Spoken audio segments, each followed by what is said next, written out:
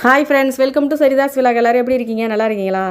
சிறகடிக்க ஆசையில் பார்த்தீங்கன்னா ஏற்கனவே நகையெல்லாம் சொந்தமாக என் புருஷனே எனக்கு நகை வாங்கி போடுவார், வேறு யார் கொடுத்த நகையும் எனக்கு தேவை கிடையாதுன்னு சொல்லிட்டு எல்லா நகையும் கழட்டி அவங்க மாமியார் கையில் கொடுத்துட்டாங்க மீனா.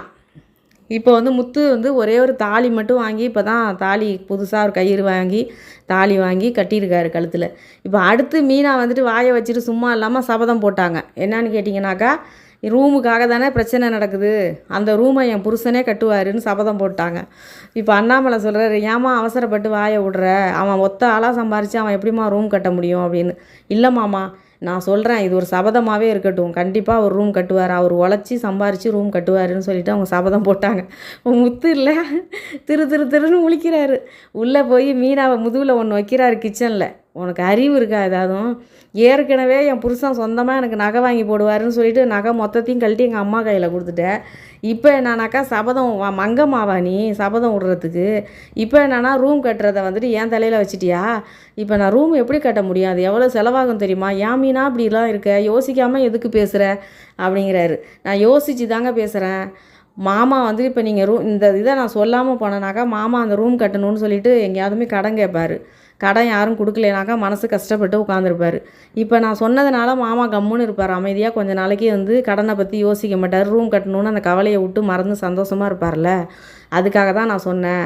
ஆனால் இந்த ரூம் உங்களால் கட்ட முடியும், இதுனாங்க பெரிய விஷயமா, இது உழைச்சி சம்பாரித்தா என்ன வேணாலும் பண்ணலாம் அப்படின்னு சொல்லி மீனா தைரியம் கொடுக்குறாங்க நம்ம முத்துக்கு. முத்து மனசுக்குள்ளே அட கடவுளே, கொஞ்சம் கூட நமக்கு நிம்மதி கிடையாது, எத்தனை பொறுப்பை தான் நம்ம தலையில் தூக்கி சுமக்கிறதுன்னு நினச்சிக்கிட்டு அவர், ஆமாம் மீனா நீ சொன்னது கரெக்டு தான், அப்பா சந்தோஷமாக இருக்கணும்னா நம்ம அவரை இப்படி சொன்னது தான் கரெக்டு, இதுக்கப்புறம் அப்பா கொஞ்சம் அமைதியாக இருப்பார், நம்ம கொஞ்சம் கொஞ்சமாக ஏதாவது காசு சேர்த்து ரூம் கட்டிக்கலாம், அது எப்படி பண்ணுறதுன்னு நான் ஐடியா யோசிக்கிறேன்ட்டு போயிட்டார். இப்போ அடுத்து பார்த்திங்கன்னா இங்கே மனோஜும் நம்ம ரோஹிணியும். இப்போ ரோஹிணிக்கு என்னன்னாக்கா எப்படியாவது ஒரு குழந்தை பெற்றுக்கணும், ஒரு குழந்தைய பெற்றுக்கிட்டாச்சுன்னா மனோஜ் நாளைக்கு உண்மை தெரிஞ்சதுக்கப்புறம் நம்மளை விட்டு போகமாட்டான், அந்த குழந்தை ஒரு புடிமானம் ஆகிடும், கண்டிப்பாக இவனால் வேணான்னு சொல்ல முடியாதுன்னு சொல்லிவிட்டு அவங்க பிளான் போட்டுட்டாங்க. குழந்தை பெற்றுக்கணுங்கிற ஐடியா அவங்க மனசுக்குள்ளே வந்துருச்சு. இப்போ வீட்டில் வேறு ரூம் பிரச்சனை நடந்துக்கிட்டு இருக்குது, அந்த ரூம் பிரச்சனையும் முடிஞ்சிருச்சு. இதுக்கப்புறம் தான் ரூமு வேணான்ட்டார். மனோஜ் நீ இருக்கிற ரூமை மனோஜ் நீயே எடுத்துக்கோ, ரவி நீ இருக்கிற ரூமை நீயே எடுத்துக்கோ, எனக்கும் மீனாவுக்கும் ரூமும் வேணாம் ஒன்றும் வேணாம், நாங்கள் மாடியில் எப்போதும் போல் மாடியில் நிம்மதியாக படுத்து தூங்கிக்கிறோம், இல்லை இந்த வீட்டில் ஒரு ஓரத்தில் ஹாலில் எங்கேயாவது கூட தூங்கிக்கிறோம், எங்களுக்கு ரூமே வேணான்னு சொல்லிட்டார் முத்து. இப்போ என்னான்னு கேட்டாக்கா, நம்ம ரோஹிணி என்னன்னாக்கா எப்படியாவது மனோஜை வெளியில் கூப்பிட்டு போயிட்டு சந்தோஷமாக இருக்கணும் அப்படிங்கிற மாதிரி பிளான் போட்டாங்க. இவங்க நேராக ஒரு கல்யாண பத்திரிக்கை கொண்டாந்து கொடுக்குறாங்க மனோஜிக்கிட்ட.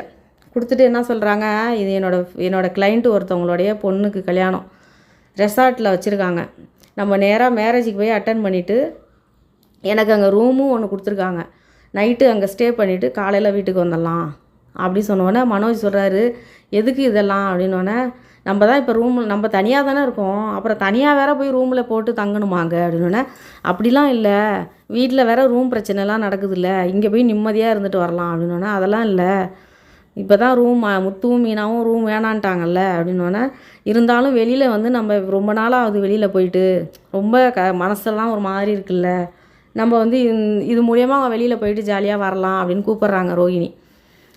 மனோஜ் ஃபஸ்ட்டு வேணாங்கிறாரு, அப்புறம் மறுபடியும் ரோஹிணி கேட்டோன்னே சரி போகலாம் அப்படின்றாரு.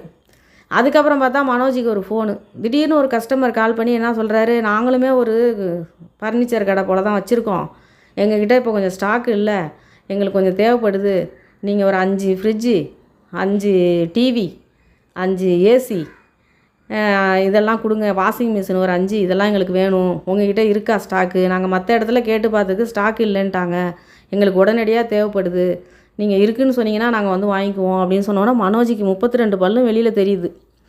ஓ இவ்வளோ பெரிய ஆர்டரா அப்படின்னு சொல்லிட்டு, இருக்குது எங்ககிட்ட ஸ்டாக் இருக்குது, நீங்கள் எப்போ எடுத்துக்கிறீங்க அப்படின்னா, நாளைக்கு 11 மணிக்கு எடுத்துக்கிறோன்னு சொல்லிட்டாங்க. நாளைக்கு 11 மணினோட இங்கே ரோஹிணிக்கு கடுப்பாயிடுச்சு.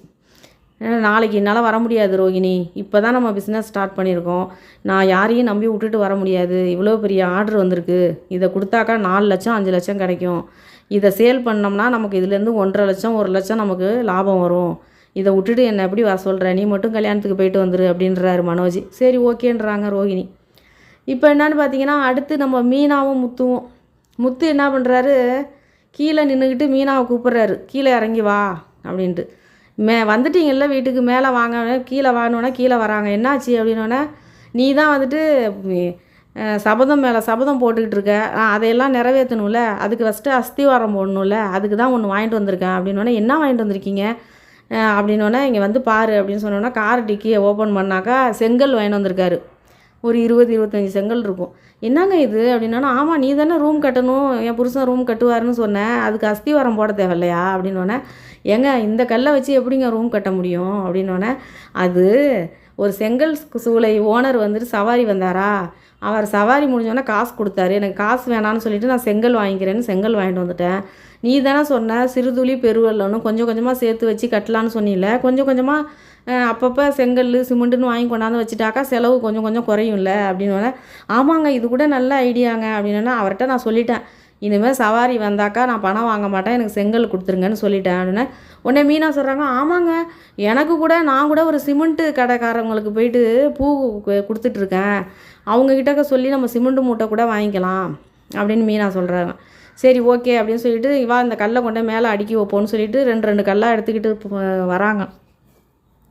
இப்போ அண்ணாமலை என்னடா இது அப்படின்னோடனே, அப்பா ரூம் கட்டுறதுக்கு செங்கல்ப்பா அப்படின்னோடனே, என்னடா இது 10 செங்கல் வாங்கி என்னடா பண்ணுறது அப்படின்னோடனே, கொஞ்சம் கொஞ்சமாக சேர்த்து வச்சு செய்யலாம்ப்பா, இப்போ என்னத்துக்குப்பா அவசரமா என்ன அப்படின்னோடனே என்ன விஜயா சொல்கிறாங்க, பார்த்தீங்களா அதுங்க ரெண்டும் என்னென்ன வேலை பார்த்துக்கிட்டு இருக்குதுங்க, ரூம் கட்டுறதுங்கிற பேரில் 10 செங்கல்லாம் வாங்கி எப்போ ரூம் கட்டுறது, இவங்கெல்லாம் சபதம் விட்றாங்க அப்படின்னோடனே, இதை மாதிரி 10 செங்கல்லாம் வாங்கிட்டு இருந்தாக்கா இவனோட 60ஆம் கல்யாணத்துக்கு தான் ரூம் கட்டணும் அப்படின்னு சொல்லி அவங்க சொல்கிறாங்க. உடனே மீனாவுக்கு சந்தோஷம் தாங்க முடியல.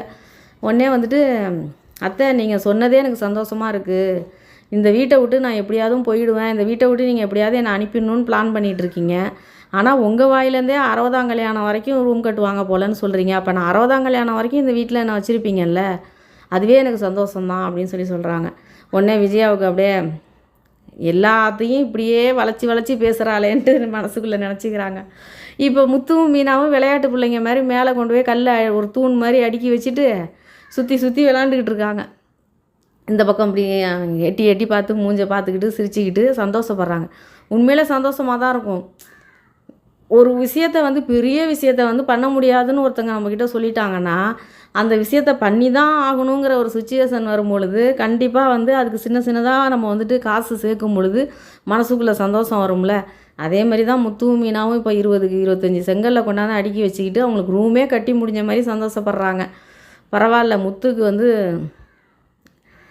சபதம் போட்டாலும் அதுக்கு சப்போர்ட் பண்ணுற ஒரு மனைவியாக முத்து கிடச்சிருக்காங்க. அதுவே அவருக்கு பெரிய விஷயம் தானே. இதோட இருக்குது. இப்போ வந்து நாளைக்குன்னு போட்டு காட்டுறாங்க. என்னன்னு கேட்டிங்கன்னா, நம்ம ஸ்ருதி ரவி மடி மேலே காலை தூக்கி வச்சுக்கிட்டு ரவி வந்து நெயில் பாலிஷ் போட்டு விட்டுக்கிட்டு இருக்காரு.